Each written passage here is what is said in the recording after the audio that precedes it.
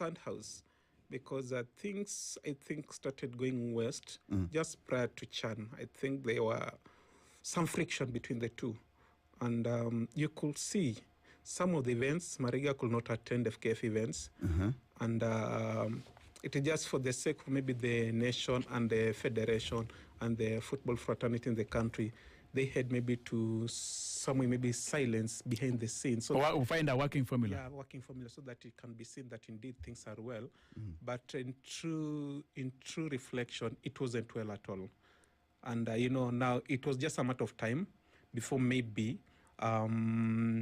they come out clearly and show that indeed things aren't work. And that opportunity, of course, came out a few weeks ago when there were those allegations with regards to the insurance deal, the Chan insurance deal. No. And now the decision had to be made. And maybe Mariga and company saw that indeed this is the time whereby we can try to tell the country, we are trying to do this, but it's being done like that. We are not part of this thing, and we need to make it clear to the public that this is the direction we are taking. Unfortunately, it's definitely coming at a cost, because we understand we are at a time whereby we are looking forward to 2027 AFCON, and a lot has been invested, both in terms of facilities, infrastructure, and also in terms of money. And if by chance we tried maybe to dirtify our things in the public, what we are doing, definitely a lot is going to be lost. And remember, the implications are so huge, leave alone AFCON being chaotic. We are also likely to face a lot of challenges as far as our leagues are concerned, as far as Harambee Starlets preparation to AFCON is concerned, because Starlets are supposed to go to Morocco, I think, is it after the World Cup, mid-July or so. So all these things will test to the stability of the federation. So if you try maybe to bring these cracks right now, it's not going to be only about AFCON. Of course, the bigger picture is AFCON. There's no way CAF can try to delegate their most prized tournament to a federation or a country that is not stable in terms of football management. Roger, somebody will ask, if you go back to, before the elections, before the FK election, you will see the joint ticket of Mariga and Hussein as a fresh air to the Kenya Premier League. I know people had so many bad opinions about the previous regime led by Nick Mwendwa. But now my biggest problem is troubles crippled in too early. Somebody will ask, was this joint ticket meant to just to ensure Nick Mwendwa is being overthrown from the regime and his people, or there was something behind it? You see, the same people, the same way people are now saying, if you look at the opposition, they are saying Ruto must go, and Ruto is asking them, okay, Ruto must go. What is the agenda? So must go where?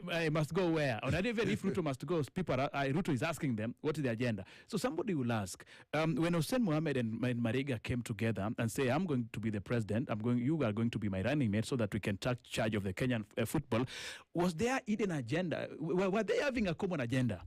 I think I followed closely during that campaign period, and what they shared was that for Hussein, he came there with the administration qualities, administration, how to manage the administration part of more of a manager, like a manager, yeah. And then for Mariga, he said Mariga is going to be the person on the technical side, the person on the pitch, because Mariga has grown through the game up to where he is. He knows all aspects of the game. So maybe they felt that was the perfect ticket for them, because this being administrative side of it, this coming with the technical expertise. So it's going to work out. Unfortunately, it hasn't worked out so far, because this was so short, less than, I think... Did it even take 1 year, Rogers? Yeah, it is less than, I think, 13 or 14 months. Because they were elected to office in December 7th, 2024, if I'm not wrong. So that is less than, I think, 14 or 15 months. That's when all hell broke loose. And it's unfortunate, because there's a lot of hope when these two gentlemen came into power. Yes. But what they have achieved so far, I think it's not a celebratory, because they should consider themselves very lucky. Why am I saying this? Because the goodwill is there. across all sectors, there's goodwill. Even from the government. From the government, Yeah. from the media, from the fans. They have had that goodwill, the corporate world as well. But now it's not reflecting strongly onto the other side of where it matters most. That is the players who are the key stakeholders of what is supposed to generate. But based on what has been transpiring for the last, I think, 2 or 3 weeks, it is really saddening, because the picture is maybe these two gentlemen sold to us lies, because people were thinking once this combination comes into power, definitely it will not take maybe like a month or 2 months or a year for them to turn around the Kenyan football. But they expected at least there's something that they're going to do, so that at the end of it all, we can serve something to smile about. But of course, there are a few things they have done, but it's not that way tangible as far as their ambition and manifestos are concerned. So, Roji, you know where the rain started beating us? The telltales were there.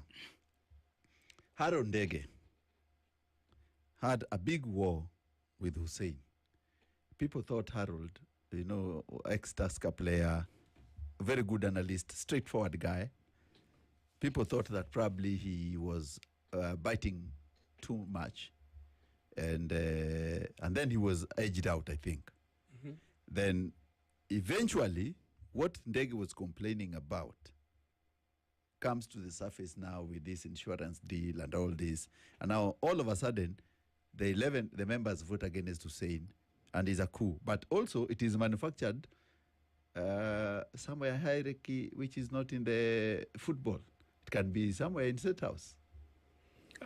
I think for the host of Ndege, it came also at the very wrong time, because remember Ndege was one of the inside cabinet of Hussein. Yes. He was actually a strong man during their campaign period. He played a key role to ensure Hussein gets to power. Yeah. And barely a year, I think 1 year or so, he has been edged out from office.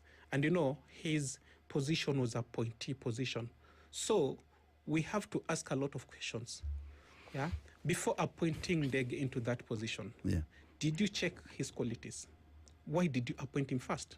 Because there's no way somebody can have the qualities and the requirement you deserve to be in that position, and yet barely a year or so you edge him out. That raises a lot of questions, because the SG position, the CEO position, the federation is one of the most powerful positions, because he is the link of the federation with the other stakeholders, be it CAF, be it FIFA, because FIFA and CAF speak directly to the SG and the CEO, not the president, because he's the one who appends the signature in those emails and those letters, be it to the FIFA, be it to the other stakeholders, because without the SG, then your work is doomed. And that's why now we are really coming with a lot of questions. What really transpired between these two people behind the scenes? Why sudden change? Because they were foes. They were really friends before turning out to be foes. Yeah. So there's a lot behind the scenes that we actually didn't know. And for all this bad scene coming up to fore right now, somebody like Ndege, I'm pretty sure he knew a lot about the federation. And maybe there's something he had maybe foreseen, and he tried maybe to speak it out, and maybe they couldn't agree onto it. Maybe that could be one of the reasons maybe he was ousted from office. Now Rogers, apparently it's now coming out like Hussein Mohammed, the president, want to be like a one-man show.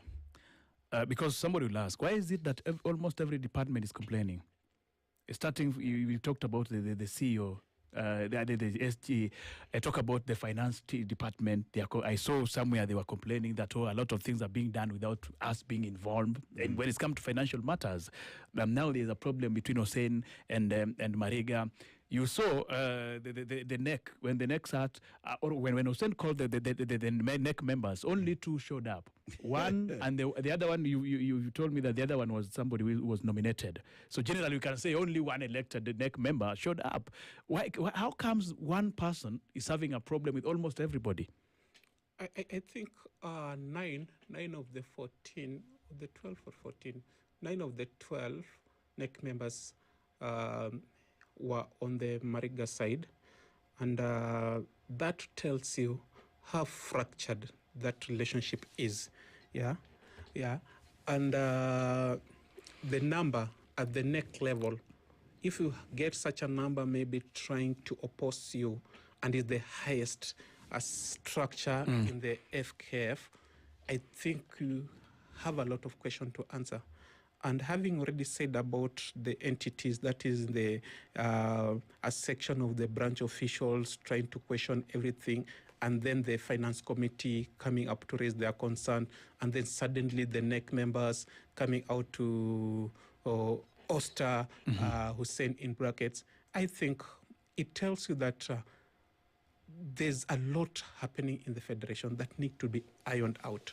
Of course, as far as the legal way is concerned, the next side might have not followed the legal way to host him out in regards to FKF statutes as well as FIFA.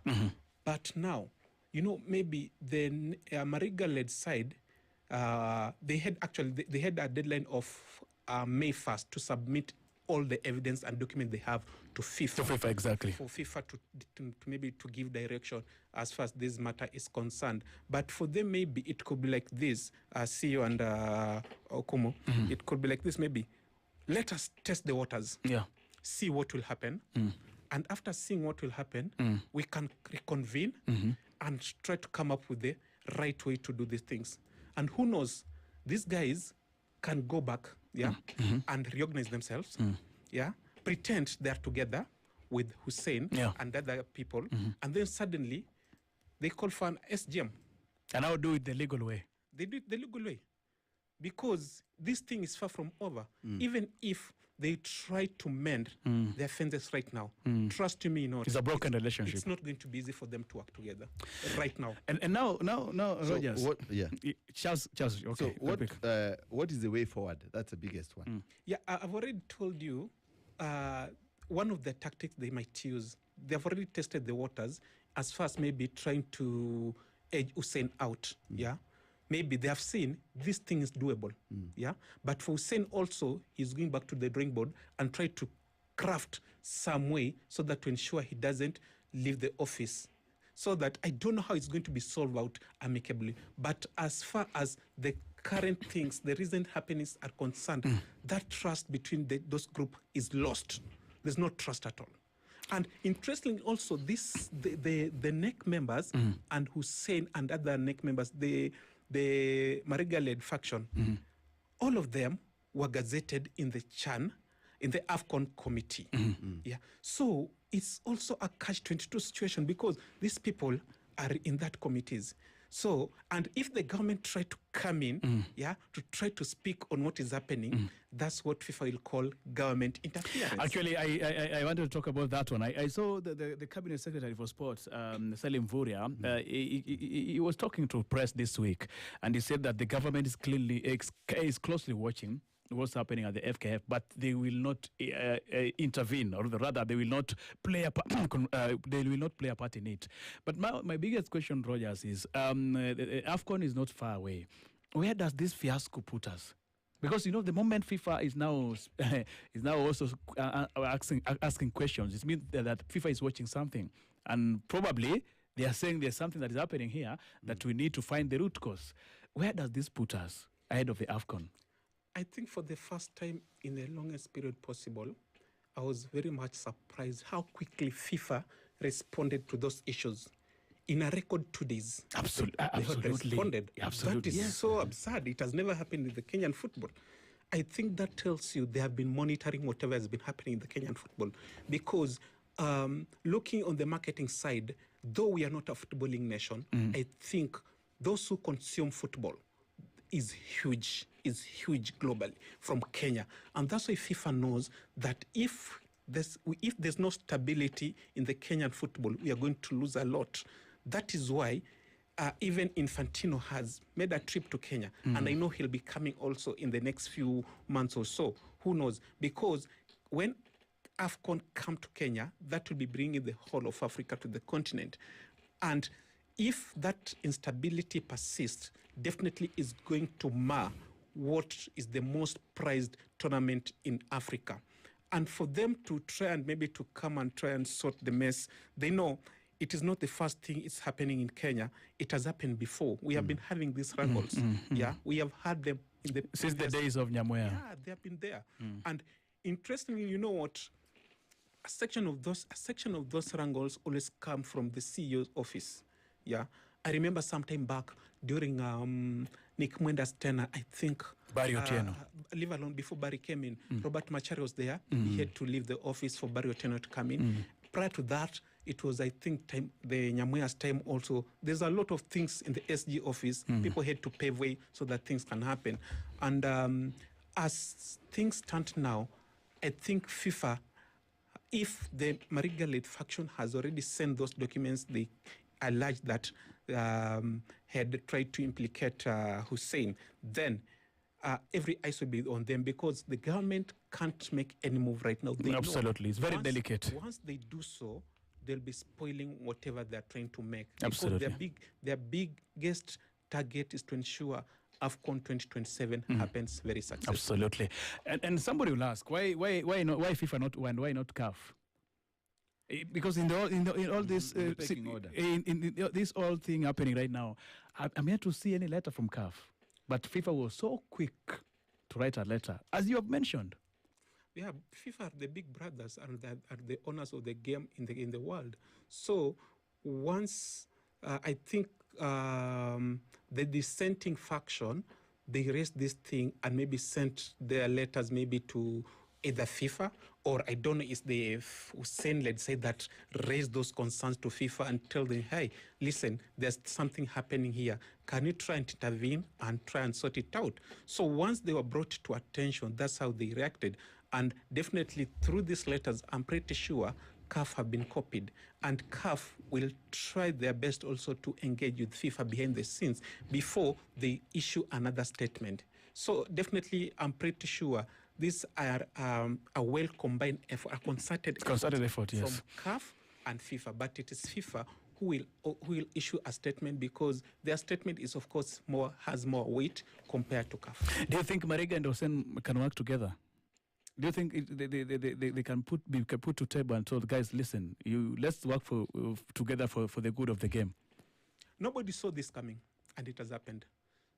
So I really doubt. But for the sake of the country and for the sake of AFCON, maybe the forces can force them to work together for this particular moment, and it can last maybe until AFCON. And after AFCON, we go back to the default settings. And I think elections are not that far. It happens after every 4 years? After 4 years. After 4 years. Yeah. So by the end of next year, if you are going to force them to the marriage to work until next year, then it means we can wait until the next election. Probably. I doubt. Because after AFCON, I know people will be already in another campaign mode. Absolutely. Because they feel like maybe if I have not worked well with Hussein, I've not worked well with the Mariga, I need to look for somebody else whom I can work with. But of course, Nick Mwenda was one of the luckiest president to go for 2 terms. For 2 terms, in yes. the Kenyan football. I think he's the only president who has gone for 2 terms CEO, if I'm not wrong. I'm yet to confirm that. In the Kenyan football. But for a second term for Hussein, he has to prove his worth. But he's already facing a real test right now. He's already made so many enemies. You know, that's the problem. Because if everybody's complaining, I don't know how he's going to go about it. But by the end of the day, I think as a country, we are looking forward to having an AFCON that is not chaotic in terms of leadership. Yeah. Also, what I've already said about in regards to our women's national team, they are going to AFCON. Yeah. If we remain in this chaos like this, definitely it's going to affect their preparation. Absolutely. And everything related to that team. This team needs a sound mind environment so that their preparation is good. They get everything they deserve, from training to friendlies, allowances, and everything in regards to what they want. Because this will be their second appearance at that tournament since 2016. That's almost a decade. So we need to go there in style and at least ensure we get a win or even go to the next stage of the tournament. But if this chaos persists, it is going to be just a hot air. And at the same time, these leagues, be it the Women Premier League and Men's Premier League, these two leagues also, their progress will depend with the stability of the federation, because right now the federation is the one running all these leagues. So unlike in the past where we had maybe independent body like the Kenyan Premier League, right now everything is being run by Kandanda House. So if things are not okay at Kandanda House, the appointment of the referee is going to be affected. The appointment, looking for facilities, assigning facilities for this team to play the venues is going to be affected. And maybe some of the decisions made both on the pitch and the boardroom are going to be affected. So our game will be in tatters. So as we wind up on this, Rogers, from where you sit, how does Hussein Mohammed get himself out of this? Because by the end of the day, all eyes is on him. I think he need to try and change his leadership style, because from what you have explained there, maybe most of the people feel like maybe he has been micromanaging the federation, which doesn't augur well with most people. And if he tried to delegate these duties, if you are there as a finance person, do the finance job and then give him a report, because you are an expert in the finance. Absolutely. Discuss with him, tell him this is what I feel is correct. But if he has other ideas, discuss to agree. Something disagree, but you'll have a middle ground. But it's not be that, it will always be coming from him.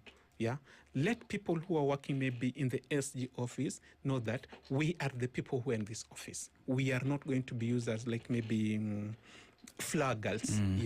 We are just stamping things. No, let me do my job. As a professional. You'll judge me based on what I'm doing. All right. But if that won't work, definitely it'll be difficult for him to come from this scenario. I think a very in-depth analysis. Very well. And for Kenyans, our biggest thing is that we have to protect our game. We have to make sure that our FKF works so that we have a good AFCON and our team progresses to the future. But all those areas, I think the leadership of football have to come. And maybe the gods of football. And before I exit C.E.O., it is a sad day for the Kenyan football. Ask me why. Batoto Bamungu have gone down. After 17 years in the Kenyan Premier League. And being the team who came to Premier League and won it in the first year, 2009. So right now they drew 2-2 with Mathare United. They go down? Yeah, that means they are going down, because the maximum point they can garner from the remaining four matches, that is 12 matches. Points. And then they are 18, that is 30 points. So, and Kariobangi Sharks are at 29 points right now. They still have 5 matches. So definitely for Batoto Bamungu Sofapaka, they're out. And now your favorite team, Arsenal, I said earlier in this show that Mikel Arteta will be Mikel Arteta. And the lineup is out. And he has actually overthought the way I said. Mikel Arteta will always overthink. Lewis Kelly in midfield. Okay, I wish you well. I wish you well. No, why are you running? He's running. I think we're coming to Charles. We're winding up, and we're coming to talk about the Arsenal lineup. They are facing Fulham in a few in the London Derby. The games kick-offs in the next 1 hour, if not so. But in the meantime, Brentford are beating West Ham 2-0. So for today, West Ham, I'm sorry. You are not getting anything from this game. I thought maybe they could have come back in the game with an equalizer, but it's Brentford 2, West Ham 0, 75th minute. Newcastle United are leading Brighton 2-1. Remember I told you that Newcastle are known for throwing away the lead. So they're almost throwing it away, by the way. Yes, it's a 2-1. So if Brighton scores the second goal, it's a 2-2 draw. So probably. And we talked about Danny Welbeck. He's given an assist to Sherwood. Yeah, it's either he scores or he's given an assist. And Wolverhampton have just said have just done what we said. Sunderland are a man down. If they can capitalize, they can get an equalizer. They did. Bueno, it's Wolverhampton 1, Sunderland 1 at 76th minute. So we can talk about the Arsenal game coming shortly after the current matches that are going on. Before West Ham. They've been beaten 2-0. Yeah, they're 2-0 down. Is it repercussion? Thiago with a penalty. Mavropanos with an own goal. Today, West Ham undoing, they are enemies of their own. Yeah. Why? They gave away a cheap penalty. Yeah. They scored an own goal. So in short, they've given away two goals, and they've given away the game. Now they have to pray that Aston Villa tomorrow beat Tottenham, and Nottingham Forest doesn't win at Chelsea. Actually, that's the biggest prayer. Yeah, that's the biggest prayer. Yeah. Because at the moment it's already out of their hands. So out of their hands. So they only pray that Aston Villa must beat Tottenham, which is very possible. And of course Chelsea to beat Nottingham Forest, which is also possible. Yeah. So that is it for them. And then Arsenal now. I said this guy will overthink. You see, there is overthought. I've seen. Calafiori back. Yeah. Lewis Kelly in midfield. Ben White on the right. But do you know Lewis Kelly, his natural position is at the midfield? Do you know that? True. It's only that Mikel hasn't trusted him enough. Arteta hasn't trusted him enough to play in that position, but his natural position is as a midfielder, holding midfielder. And that simply means Declan Rice is not starting today. It's starting. Rice. He's playing with a handbrake, in short. Hey. He's playing with a handbrake. That is Mikel for you. I told you he's overthink, and he's playing with a handbrake. Now he's playing with the two holding midfielders. Yes, he's playing with a handbrake. Looking at this game, that means Eze is playing as a number 10? Yes. Because there is Trossard, Gyökeres, Saka is back in the starting 11. Raya and Trossard. Yeah. So it means that he has decided to play with a handbrake. As always. Yes. As always. That's Mikel Arteta for you. But I still strongly believe that Arsenal is winning this game. I strongly believe so. I don't see them winning. Really? I don't. Okay. Because I can see this Marco Silva side has a very good defense, and I also have set up a very good team. It's the same Smith Rowe has started in the number 10, Chukwueze, and Wilson and Jimenez in the front line. Then you see there's also Dukic, Reed. The only player I'm not seeing is Iwobi. I don't know whether he has an injury. He's not even in the bench. Probably, maybe he's unfit. Maybe he's unfit. Is not there. It's not there. It's not there for today. Yeah. Oh, okay. So what's your prediction? Arsenal 1-1. 1-1. Yeah, it's a draw. It's a derby. It's a derby. Difficult match. Arsenal are in a situation where every Premier League game to them is a final. It's a final. They're coming out, and you see, if you look at the... I know they're under pressure. Yeah, Arteta is trying to shuffle his pack. He's trying to bring Calafiori, who is not much fit. He's not been playing, so he's in there. Lewis Kelly has not played a lot of games. He's in the midfield there. Trossard didn't start the other one, so he's starting him there. So there's a bit of shift of players and change. But the back two of Saliba and Magalhaes remain. Of course, Rice remains. Eze and, of course, Saka is back from injury. I don't know whether he's much fit. He played the other time, but I don't know. I think he can do, Saka can do 60 minutes. Yeah. I think he's being prepared to start in the Atletico Madrid game. A little bit of match fitness. But I still believe that Arsenal are going to win this game. It might not be with a lot of goals, but maybe kind of 2-1, 1-0 or 2-0, something like that. But I still believe Arsenal is going to win this match. They are just too strong for Fulham for this game.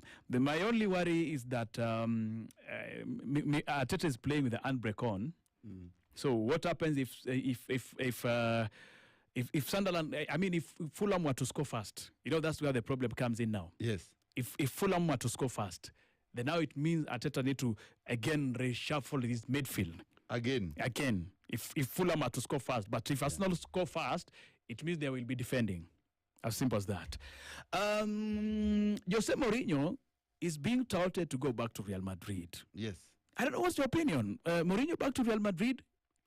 You see, I have a very big problem with Mourinho going to... One, let me say, I admire Jose Mourinho.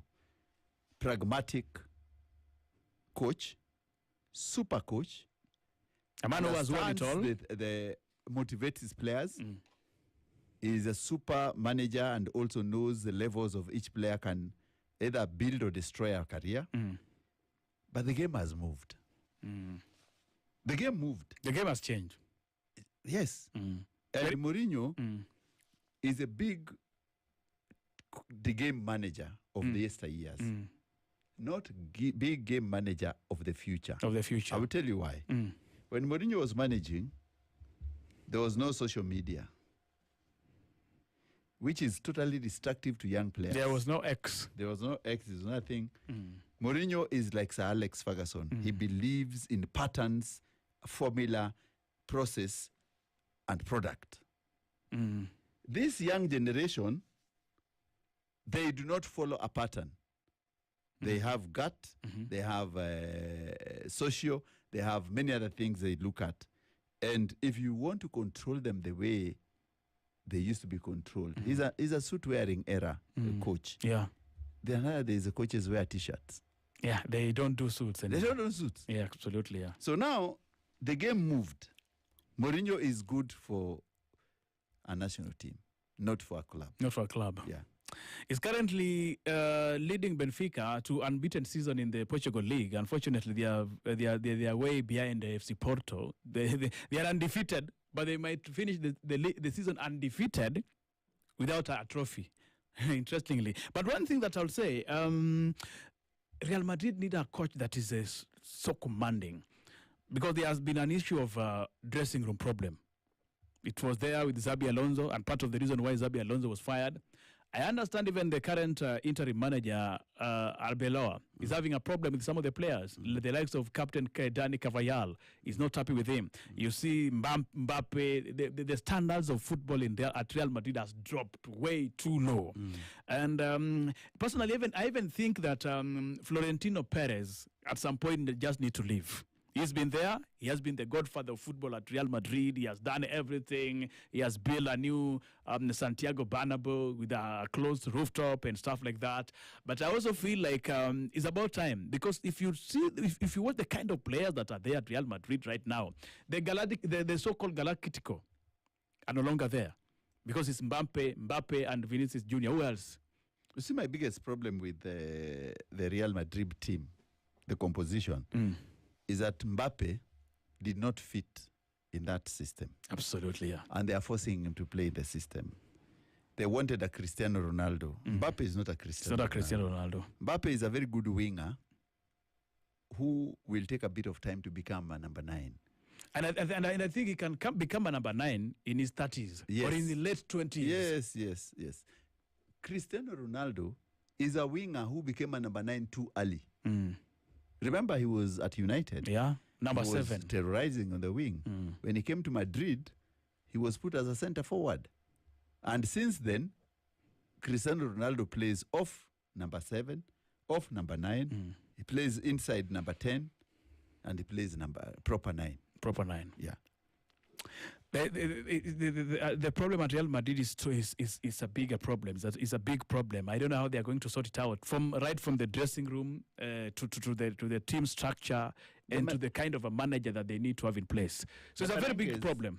The Merengues need an old hand.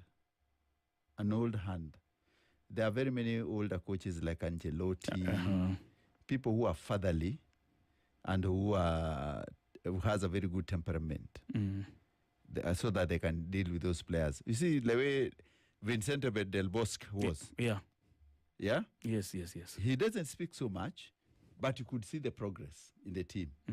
The likes of Guti would perform, the likes of Raul, Morientes, Zidane would come in, Figo would come in. Guys would perform. My favorite player then was Fernando Redondo. You remember? Fernando Redondo. That was a super player. Fernando Redondo. Oh, my goodness. And Guti. Good player. Good player. Very good player. Now, I think we can wind up with UEFA Champions League, or what do you think? Yes, with UEFA Champions League, Yeah. And then we come back to because the league games are almost ending. Yeah, absolutely. So this week is the second week, the return leg. Arsenal versus the gentleman known as Atletico Madrid, Diego Simeone.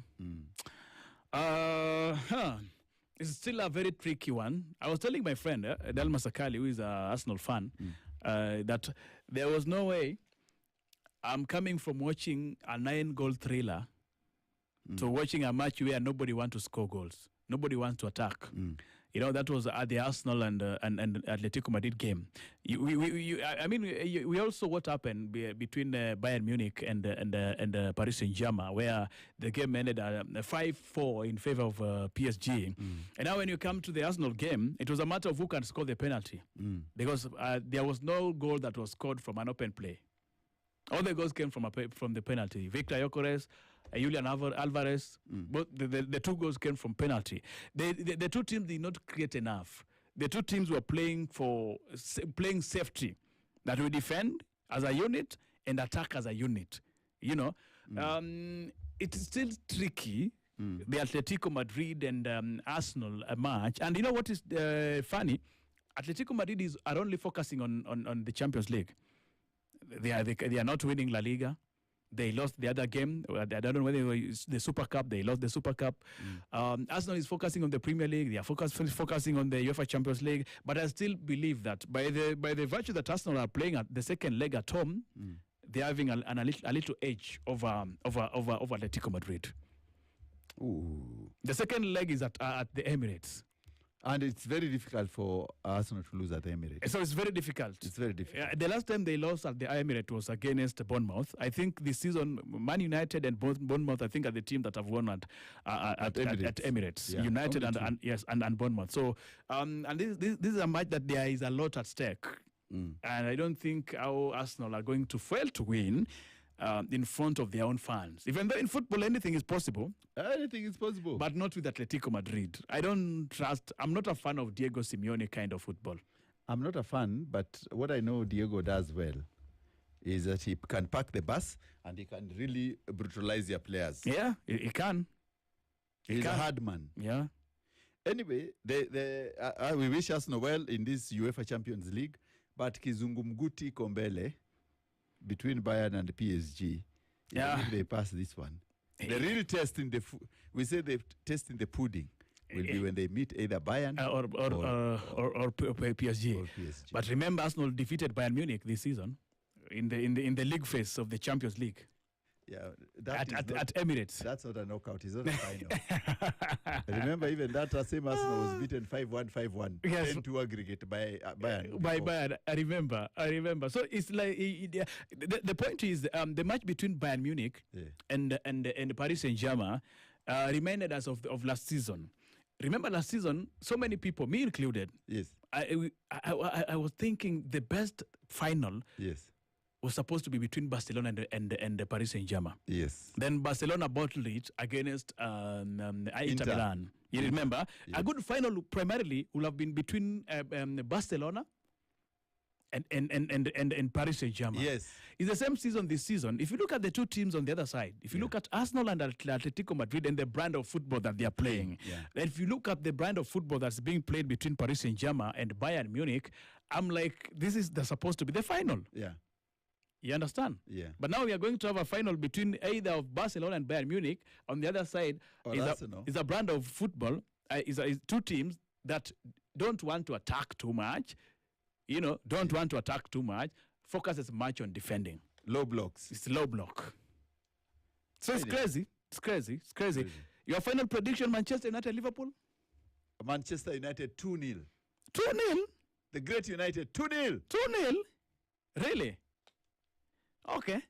Why are you doubting?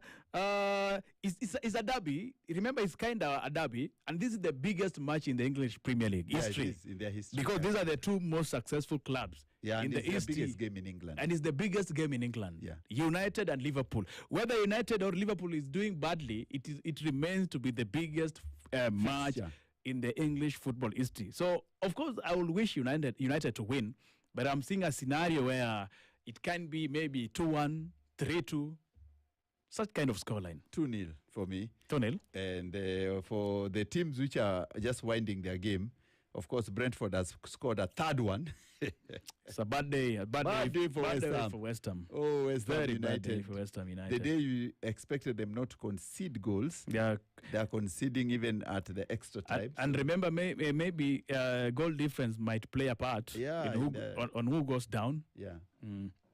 So they have dropped 3 points there for sure. Newcastle still hanging on 2-1 against Brighton is on 92nd minute. Wolves and, of course, Sunderland is 1-1 in 93rd minute. And, of course, upcoming Arsenal versus Fulham. And it's also worth noting that Chelsea is playing Nottingham Forest on Monday. 5 p.m. Local time. Yeah. And, of course, Everton and Manchester City is also fixtures on Monday. That will be, You know, this is the bank week holiday. Yeah, it's in England. In England. So that's why people would be asking why on Monday 2 p.m., 3 p.m. Because that day is a holiday in England. It's only England. It's the bank holiday. Bank holiday, absolutely. Yeah. So that's the fixtures, and of course, remember Champions League next week. Arsenal, Atletico Madrid on Tuesday. Bayern Munich versus PSG. Who is going through? Bayern and PSG. Who's going through? Bayern any day. They are going to overturn the 1-0, the 5-2. Aggregate, the 5-4 aggregate. You see, they have a deficit of 1 goal. Those guys, PSG had a chance to tie the game when they were leading 5-2. Actually, it was 5-2.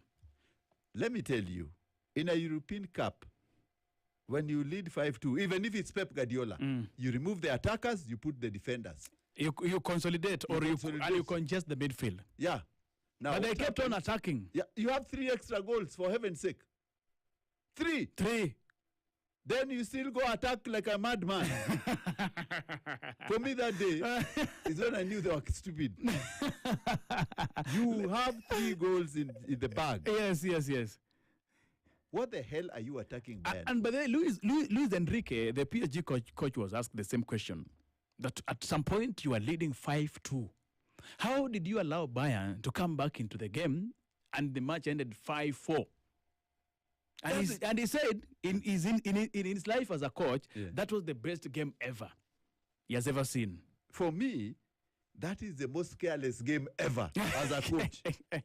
Carelessness because, and I'll tell you. Yes. The coach was careless because he had a chance to alternate his charges. What you need, consolidate. You've scored 4, 5. You are leading 5-2. Play low block. Wait for them on the counter. You can even score 6th, and it becomes 6-2. And above all, you know where I was mad with the PSG. It is 5-2. We are in the second half. 20 minutes to go, and the guy is still playing a 4-3-3. That's what I'm saying. Why can't you drop to a 4-4-2, or you can even drop to 4-5-1? Yeah. Have one striker and congest the midfield. And that's what I'm saying, that's the most stupid game I've ever seen. You cannot lead 5-2 and allow your opponent at home. In a Champions League semi-final match. And score 2 goals. 2 more goals. Then it ends 4-4. 5-4. And if they were added 3 more minutes, it would have been 5-5. So you are putting your money on Bayern Munich going through. Of course. The German machine. The German machine. Yeah. They've drew with the last team in the league. Yeah. 3-3. The German machine. Bayern Munich 3. The last team in the league 3. You know why I think Vincent Kompany is doing, and also why I'm supporting Bayern, is because there's no single black coach who's been at UEFA Champions League winning absolutely coach. His origin is in for DRC. A black man, Congolese to be precise, to lift that trophy as a Champions winning league coach, because the biggest problem in football is that very few black coaches are coming through the systems. They are never given a chance. Yeah, so they're never given chance. They are not given chance. They are not even picked, and they are not even given. They are not trusted with leadership. So Bayern is the first team to trust a black manager. And maybe because his nationality is in Belgium, which is okay, but also for a black man to lead Bayern, their main team is something. Absolutely, it's something. Because in England here, we have very many coaches. Very good coaches. None of them. And they're black. Yeah. None of them have been allowed near the first team of any quality side. None of them. Wish Vincent Company of the best. Harvey Barnes with the third goal. Harvey Barnes, eh? Harvey Barnes with the third goal. And remember, we mentioned him. Yeah. He has given Newcastle the third goal. It's 3-1 for Newcastle United. Oh, Harvey Barnes scored, man. A good goal. It's a good goal. A good goal. Yeah. And now I think Newcastle United are now totally home out. and dry. They are home and dry. They are totally out of the relegation battle. Home and dry. Home and dry. Home and dry. I think it's a good result for them for today. And of course, their substitutions really worked. Jan Wisa came. You can see also that gentleman who has just scored.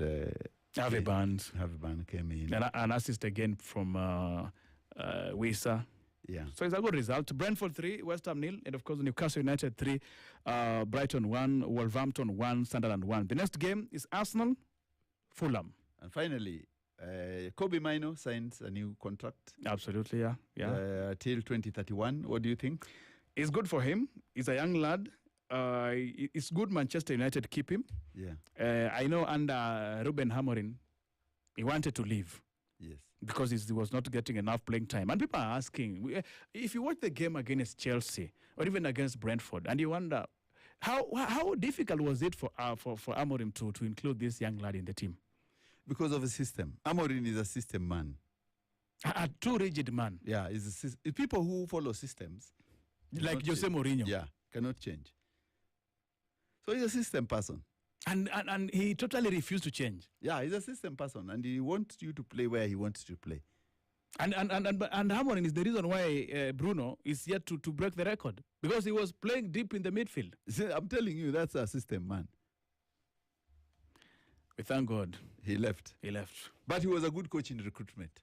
And even in he's chasing away those. That's what I'm saying, recruitment. Yeah. Yeah. Fantastic guy. I spotted some good lads. Yeah. But also very difficult to deal with. A very stubborn human being. Anyway, Okumu, thanks. It has been real. Oh, yes.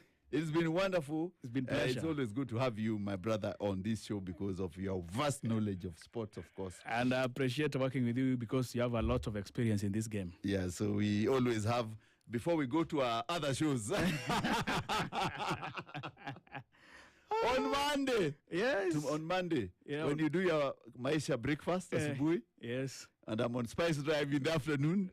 You know, it is what it is. We have to keep grinding. Yeah, absolutely. Keep grinding. It is what it is. So, listeners, thank you very much for tuning in. Of course, it's a speech side, and I was with the gentleman Okumu, the man himself, a guy who does Okumu. Yes. Wind up the show now. Absolutely. See you next Saturday. You can find me on Maisha Asubuhi. Yeah. And of course, you can find Charles on SpiceFM Drive. Yeah. Nice having you. Okay, thank you very much. And let's meet on Monday. Keep listening.